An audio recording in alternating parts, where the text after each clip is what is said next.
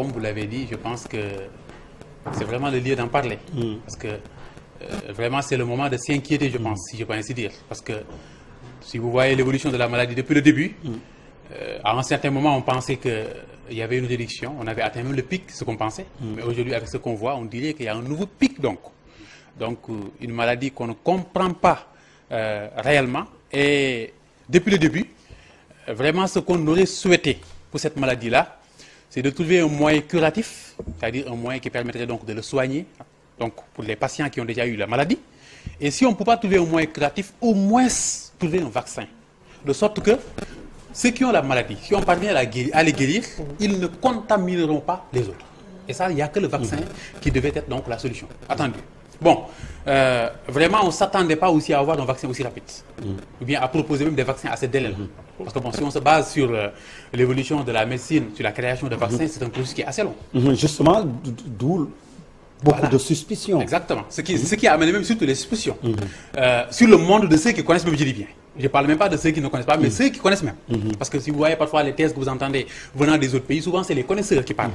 Donc, d'abord, il te faut un prototype, qu'on appelle un prototype vaccin, que vous allez amener au laboratoire, vous le testez sur le microbe en tant que tel, pour voir est-ce que réellement il y aura des résultats ou pas.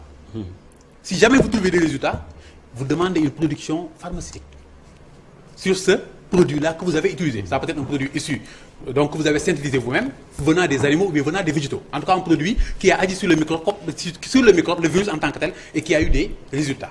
Si jamais ça a marché, maintenant vous faites les tests sur les animaux. Les tests sur les animaux peuvent prendre parfois des années. Et si ça marche, vous demandez maintenant l'autorisation réglementaire. Et c'est l'autorisation réglementaire qui te permettra de faire des essais sur l'humain en tant que tel. Et si les essais sur l'humain ont eu un pourcentage maintenant qui est le pourcentage attendu, en ce moment-là, vous avez le droit maintenant de demander d'enregistrer votre vaccin et commencer à le produire. Si on se base sur les types de vaccins venant des virus qui ont été produits, je peux dire que celui qui a pris le record d'une production aussi rapide, c'est l'Oréon. On l'a produit en 4 ans. Vous avez vu?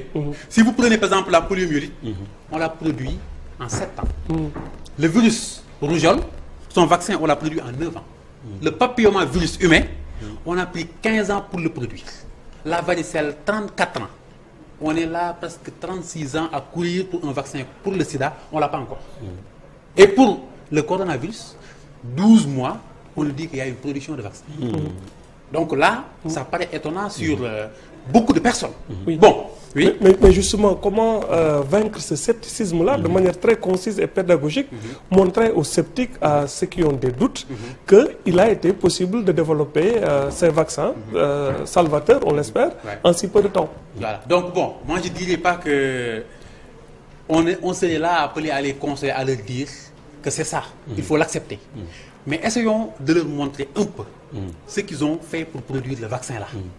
Est-ce que réellement, chacun d'entre eux maintenant sera libre de faire son choix, de dire est-ce que réellement je dois y croire ou bien je ne dois pas y croire. Parce que c'est une logique très développée même qui a été mise sur place. Parce que ce qu'on connaissait des vaccins jusque-là, c'était le virus atténué, vivant.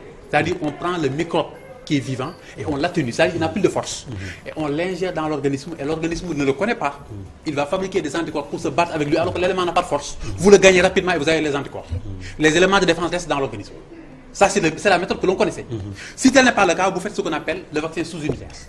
C'est-à-dire quoi? Je ne prends pas le virus en tant que tel, mais je prends ses empreintes, c'est-à-dire la carte d'identité du virus. Si c'était une porte, j'allais dire la serrure. Ce sont les récepteurs. ARN, non, c'est pas encore le matériel génétique même, mais c'est-à-dire c'est les récepteurs qui sont sur le virus là, qui permettent de le reconnaître. Parce que les cellules de notre organisme, chacun d'entre eux a ses récepteurs, qui permettent de les connaître et se connaissent entre eux. Tout élément qui n'a pas ces récepteurs là, on le considère comme un élément étranger, on va l'attaquer. On prend donc les récepteurs, on les cultive au laboratoire et on les insère au niveau de l'individu. Et l'individu ne les connaît pas, il va fabriquer les anticorps, croyant que c'est un élément qui est dangereux, les anticorps resteront dans l'organisme. Cette méthode-là aussi, on l'utilise. L'autre méthode, c'est quoi? Ce qu'on appelle le vecteur viral. On prend un virus et on fait de sorte que ce virus ne peut plus se multiplier. On ingère le matériel génétique du microbe là-dedans. De sorte que maintenant, les éléments vont l'attaquer, les anticorps, et là aussi, le processus est réussi. On l'a essayé aussi ça aussi. Mais ce qui est venu nouvellement pour ce vaccin-là, on ne l'a jamais fait. Depuis que le monde est monde, en termes de vaccins, on l'a essayé, mais c'est la première fois que l'on a essayé des vaccins à ARN, comme vous le dites, ou ADN. Qu'est-ce que j'appelle l'ARN? Le matériel génétique que nous avons, nous tous, qu'on appelle le patrimoine génétique, c'est de l'ADN. C'est l'ADN qui me permet de fabriquer de l'ARN, et l'ARN donne les protéines. Ce type d'ARN, on l'appelle l'ARN messager. Parce qu'il prend le message contenu dans l'ADN de mes cellules. Maintenant, s'il fabrique la protéine, c'est la protéine qui me donne les caractères. Aujourd'hui, chacun d'entre nous, la forme qu'il a, donc de sorte qu'on l'appelle par l'ADN ou tel, c'est grâce aux protéines qui a été fabriquées à partir de ces gènes qu'il a hérité de ses parents. Ça, c'est un mécanisme que l'on comprend. Ils se sont dit maintenant, ce que l'on va faire, c'est quoi? On va essayer de tromper le système. On va fabriquer nous-mêmes notre ARN messager du virus qui est le coronavirus. On va le fabriquer. Et quand on va le fabriquer maintenant, qu'est-ce qu'on va faire? On va l'insérer dans l'organisme.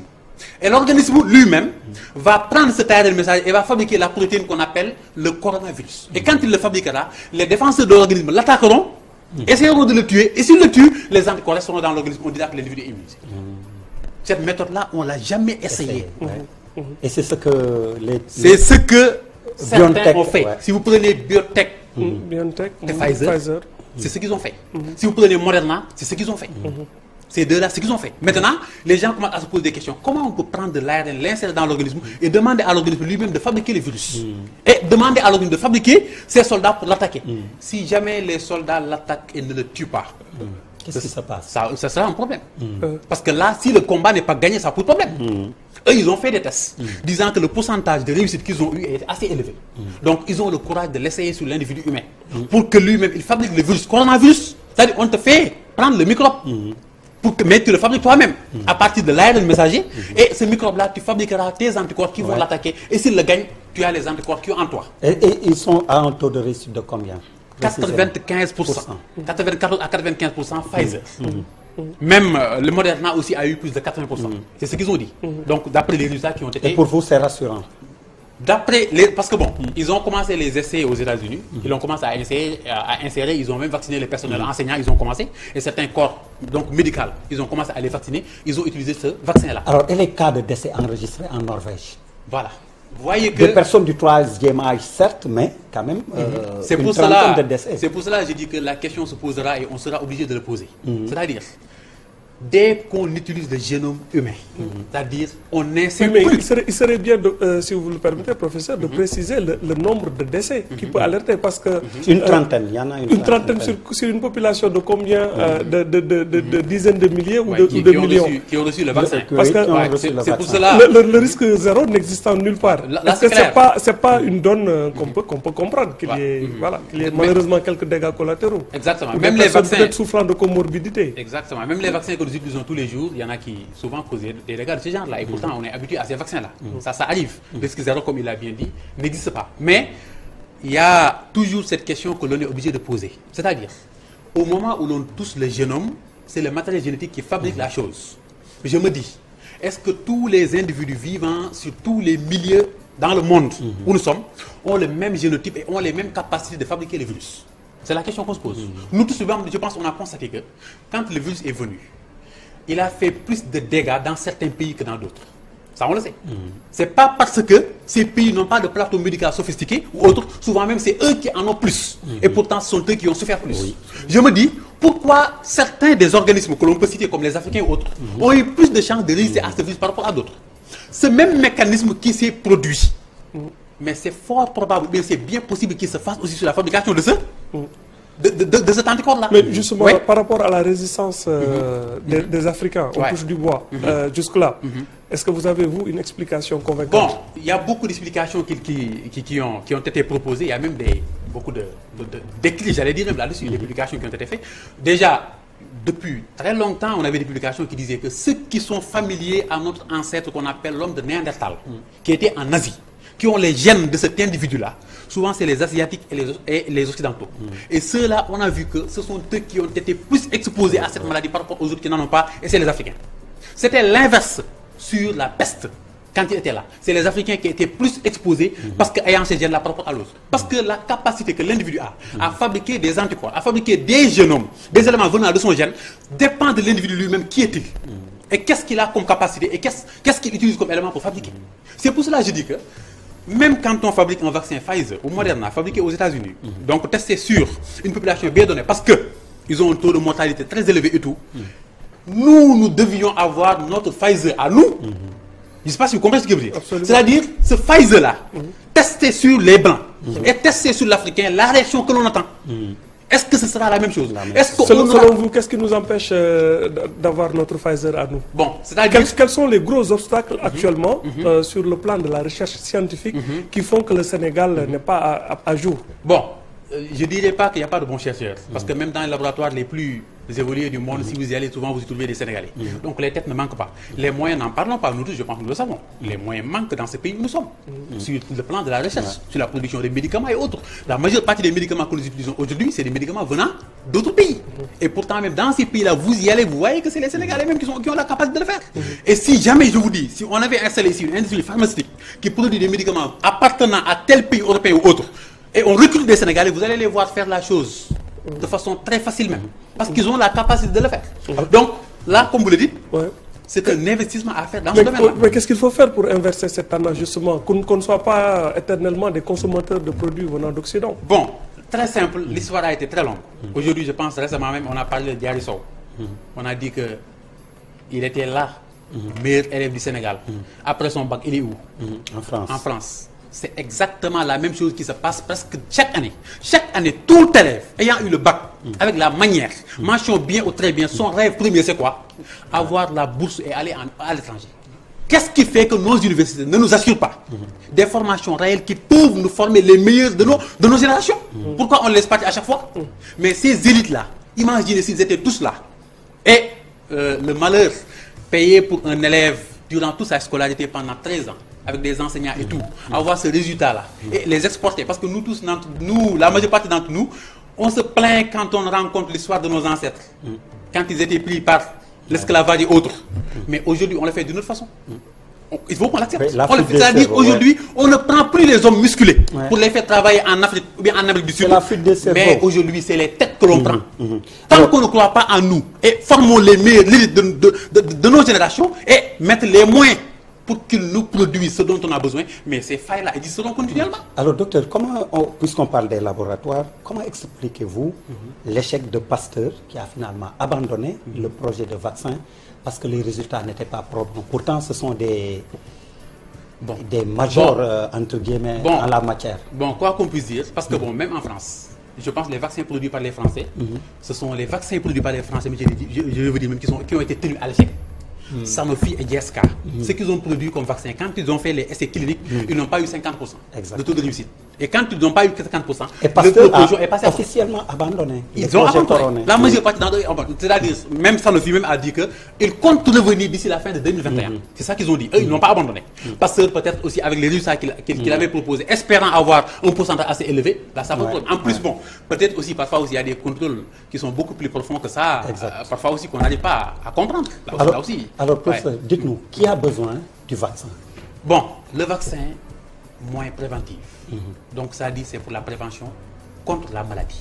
C'est le patient qu'on a testé, je dis bien, dans son organisme. Et on a vu que dans son organisme, lui, il n'a pas le virus. Il ne l'a ni dormant, ni à l'état, donc en train de se multiplier. On peut l'ingérer, donc, le vaccin, si on devait le faire. C'est comme ça qu'on vaccine. Maintenant, le problème qui se pose, comme vous l'avez dit tout à l'heure, c'est quel vaccin choisir et dans quel pays en fonction des localités où nous sommes.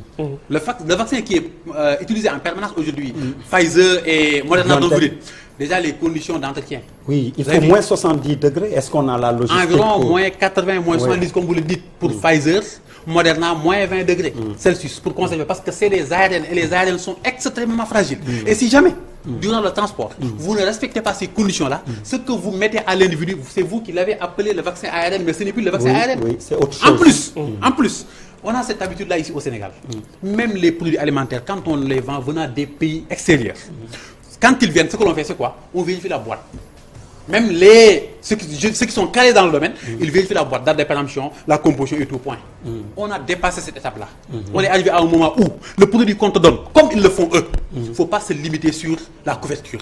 Il faut prendre des échantillons, les amener au laboratoire, vérifier est-ce que réellement ce qui est écrit, c'est réellement ce qui est là-dedans. Alors, professeur, au-delà du choix du vaccin, est-ce qu'il existe actuellement une véritable stratégie pilotée par l'État en ce qui concerne la vaccination, si jamais on devait réceptionner ces vaccins? Bon, là aussi, c'est une question qu'on doit se poser, c'est-à-dire parce que la vaccination aussi, il y a un ensemble de processus qui l'accompagnent. Parce que si vous allez, par exemple, dans les pays qui ont commencé eux, ils ont des outils d'une plateforme informatique, j'allais dire, assez performants. De sorte que les gens qui sont ciblés, si on dit que, par exemple, on cible les personnes médicales, ils s'inscrivent sur la plateforme. Chacun s'inscrit disant que je vais me vacciner à tel hôpital, tel jour. On te prévoit le rendez-vous et on dira que l'hôpital va prendre tant de personnes, par exemple, par jour. Il n'y a pas de... On n'en a pas à se faufiler et autres. Ça, c'est déjà un premier point. Est-ce que nous, on est prêts pour ça? Dans toutes les localités de notre pays. C'est déjà un problème déjà. Et ceci étant, avant de vacciner l'individu, on est obligé de faire des tests de diagnostic sur ce que l'individu véhicule comme maladie. On n'a pas le droit d'injecter le vaccin in subito à n'importe quelle personne sans vérifier qui il est. Dans ces pays-là, chacun d'entre eux a vraiment cette carnet médical où tout ce qu'il a subi comme donc passage à l'hôpital depuis qu'il est là a été inscrit là-dessus. De sorte que même si vous allez dans n'importe quel hôpital, il y a ce code que vous donnez qui permet de dire que vous étiez soigné tel jour, tel, voilà ce que vous avez. On sait qui vous êtes et vous pouvez le prendre ou pas. Ceci, sur ce plan-là aussi, ça pose problème. Et si ce n'est pas réglé, on va injecter ce vaccin à des individus, les effets secondaires viendront. Parce que je ne me dirai pas que tous les organismes auront la capacité de l'accepter d'une même façon. Ça, c'est déjà un autre problème. Et ce que je viens de dire, pour l'effectif ici au Sénégal, on sait ce qui se passe. Ce ne serait pas aussi facile. Qu'est-ce qui se passe? Vu les plateaux médicaux que nous avons. Nous le savons nous tous. On est dans un pays où, parfois, tu viens à l'hôpital pour faire l'analyse, on te demande d'attendre 3 mois pour avoir les résultats. Ou bien 1 mois après pour avoir les résultats. Et si on devait vacciner dans ces conditions-là, quand est-ce qu'on allait terminer nous?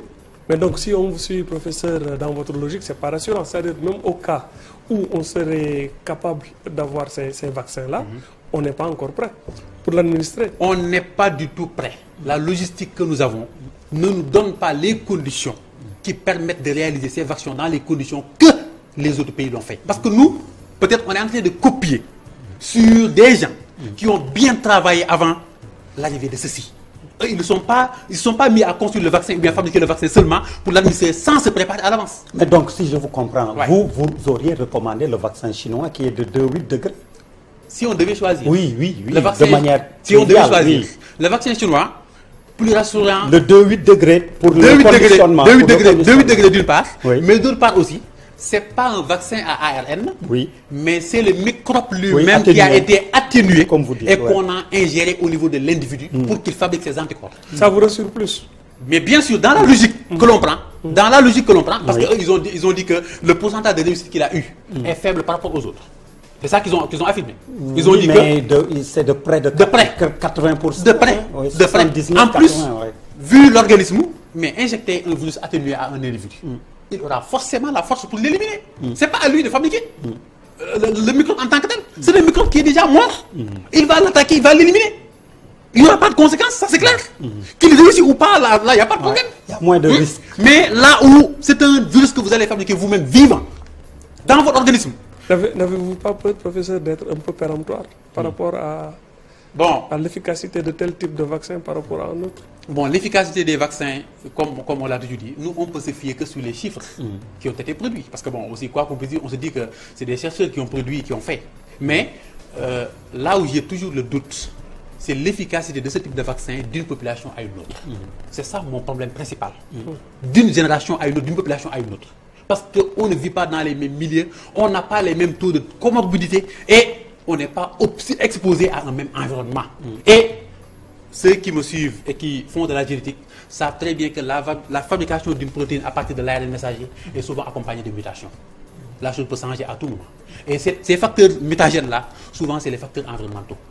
Les facteurs qui agissent, ça dépend de l'alimentation de l'individu, comment il est nourri, qu'est-ce qui se passe dans son organisme, les gènes, comment ils sont, tout ceci y est. Tout ceci accompagné permettra d'avoir le résultat A ou bien le résultat B en fonction des situations. Et tout ceci doit être pris en compte. Et dans leur pays, tel que je le reconnais, avant d'administrer ceci, ils l'ont testé sur la population dans ces localités qu'ils connaissent pour avoir un résultat qui est bien attendu. Nous ne l'avons pas encore fait. Nous ne l'avons pas encore fait. Ils l'ont fait pour leur population parce qu'ils étaient à un taux très élevé. Mais nous aussi, même si on devait l'octroyer, il nous faut une phase de latence. On est obligé de passer à ces étapes-là pour nous rassurer que ceci marche ou bien ne marchera pas. Alors, jusqu'à quel taux, quel pourcentage auriez-vous recommandé qu'on essaie un vaccin, sachant que, par exemple, avec Patoroyo, le Colombien, le professeur Patoroyo à l'époque, avec 25% sur un vaccin contre le palu, certains ont dit, mais il faut essayer, même si c'est 25%. Voilà. Bon, je me dis que le pourcentage que l'on va atteindre pour essayer, souvent je me dis que ça dépend de la localité et de l'évolution de la maladie. Parce que la situation où les gens qui utilisent tel vaccin sont, est-ce que réellement nous sommes là-bas ou pas? C'est la question qu'on doit se poser. Est-ce qu'à la place de se faufiler ou bien de se précipiter pour prendre ce vaccin-là, on n'avait pas d'autres nécessités qu'ils ont déjà conquis? Ça, c'est une question qu'on doit se poser. Parce que les frigos réfrigérants, donc à grand froid, qui coûtent au minimum le moins 83 millions et quelques, en acheter combien pour tout le Sénégal, c'est déjà un problème. Alors, le coût, le temps est presque le coût d'une vaccination de cette ampleur. Bon, là, nos dirigeants nous disent qu'ils ont dans ce programme qu'on appelle COVAX, donc dirigé par l'OMS, l'OMS, je veux dire, dirigé par l'OMS, je veux dire, l'Organisation mondiale de la santé, et il facilite l'obtention des vaccins dans les pays qui sont sous-développés. De ce fait, on ne nous fixe même pas de prix. Par exemple, les gouvernants, souvent, ils ne nous parlent pas du prix en tant que tel. Ils disent que, par exemple, ils ont cette initiative-là. Ce qui est derrière, souvent aussi, on le comprend pas. Et souvent, si tu es aidé par quelqu'un pour obtenir ceci, il fait le choix à ta place. Oui. Il risque de faire le choix à ta place. Et ce qu'il te donne, est-ce que c'est réellement ce qui est adapté pour ton pays ou pas? Ça, c'est une question qu'on doit se poser là-dedans. Votre dernière recommandation, si vous en avez une pour le gouvernement? Moi, si j'avais vraiment une recommandation à dire pour cette maladie-là, c'est que l'on continue à essayer de débloquer les moyens pour augmenter notre plateau médical. Pour qu'on puisse faire le maximum de tests et essayer vraiment donc d'éradiquer ou bien donc de soigner ceux qui ont la maladie. Les mesures barrières aussi. On parle de port de masque, mais on sait très bien qu'aujourd'hui la majeure partie des Sénégalais ne le font pas correctement. Et parfois c'est les conditions qui ne le permettent pas. Parce que respirer, rejeter du CO2 qui est le gaz carbonique, et le réabsorber de façon continuelle pendant des heures, c'est pas aussi facile. Ça, on le sait. Donc, parfois, les conditions ne le permettent pas. Aujourd'hui, vous voyez nettement ce qui se passe avec donc, le couvre-feu. À l'heure de la descente, si vous voyez les gens, la façon dont ils rentrent, et les véhicules, la façon dont ils sont remplis, pour que les gens se faufilent à rentrer, moi, je me dis que ça fait partie même de ce qui a augmenté la maladie ces derniers jours-là. Là, je le dis clairement. Parce que si les gens rentraient paisiblement un à un, je me disais que ça allait être même moins apaisé pour le regroupement. Donc le couvre-feu est un facteur aggravant.